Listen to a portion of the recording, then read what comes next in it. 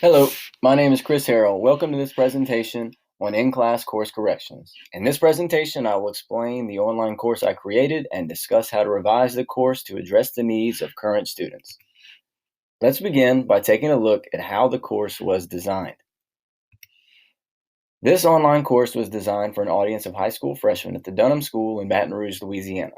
The audience is comprised of 67 students ranging from ages 13 to 15, each with their own MacBook. The course will take 2.5 weeks to complete. The course was created using backward design by Wiggins and McTeague as a foundation by creating the learning objectives or goals first.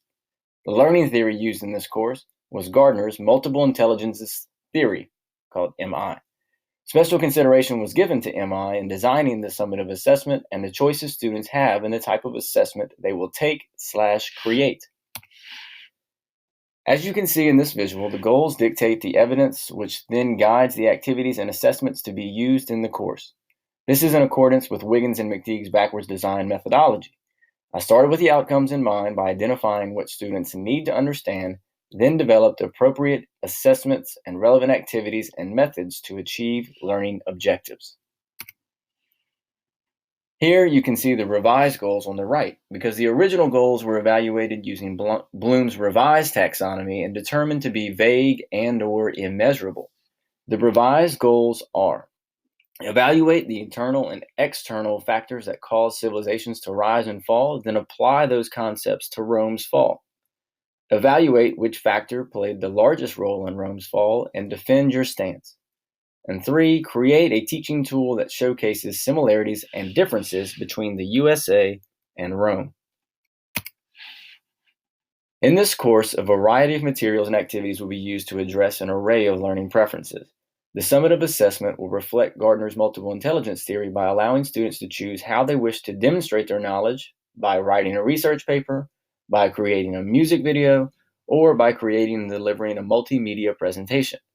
Students will also have the option to propose an alternate summative assessment if the other 3 choices are undesirable, pending teacher approval. Now that the course goals, activities, and assessments are laid out, let's take a look at a scenario in which course corrections are needed. In this scenario, it is discovered through data analysis that 2 particular students in the course are struggling. They have performed far below average on the formative assessment quiz, demonstrated very little interaction with the class discussion board, and 2 of their assignments have been turned in late and done incorrectly. Now that qualitative and quantitative data have revealed a lack of participation and failure to meet objectives, the question is, what did I do wrong in my delivery, and how can I correct the mistakes that I have made in order to guide and support these struggling students towards achieving the expected outcomes? One of the largest contributing factors to dropout rates and failure in online learning is the lack of effective teacher-student interaction. So step 1 would be to send out an announcement to all students encouraging them to reach out to contact me if they have any concerns or questions regarding material covered or directions for any assignments.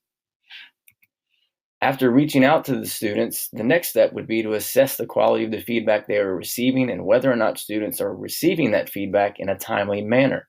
One of the most important factors when facilitating effective self-learning is immediate feedback. Am I telling students where they're going wrong? Am I providing feedback immediately after assessments are submitted? These things can be very helpful when done promptly and meaningfully. Conversely, students can feel lost and isolated without feedback. Step 3 of in-class course corrections would be to conduct student surveys to collect student feedback. The data gathered from the surveys will direct revision efforts to address the areas of the course that have been problematic for learners. Questions on the surveys would be open-ended to allow learners to provide qualitative responses that portray student attitudes towards learning objectives and provide suggestions for what might help them meet those objectives. Examples of the questions students would reflect on are: do you feel you are meeting the learning objective? Is this course designed in a way that's easy to navigate and access all materials? What was the central point of this lesson? What question or questions still remain? Is there anything that you did not understand? What instructions were unclear? One more strategy to help our 2 struggling students is to place them in groups with stronger students for peer-to-peer support. I sometimes feel like my students speak a different language than I do. For that reason, it can be helpful for them to have access to a peer that can speak their language, so to speak. Having access to a small group of peers can have a positive impact on student motivation and responsibility for their own learning. In conclusion, the following steps were taken to address the issues posed by two students performing below average, showing little participation in discussion, and failing to meet deadlines for assignments. They are encouragement of teacher-student interaction, assessing and ensuring that learners are provided with prompt, meaningful feedback regarding their progress, reflective surveys with open-ended questions, and teacher-assigned groups placing the struggling students with higher-performing students. These course corrections will improve student confidence, engagement, and participation.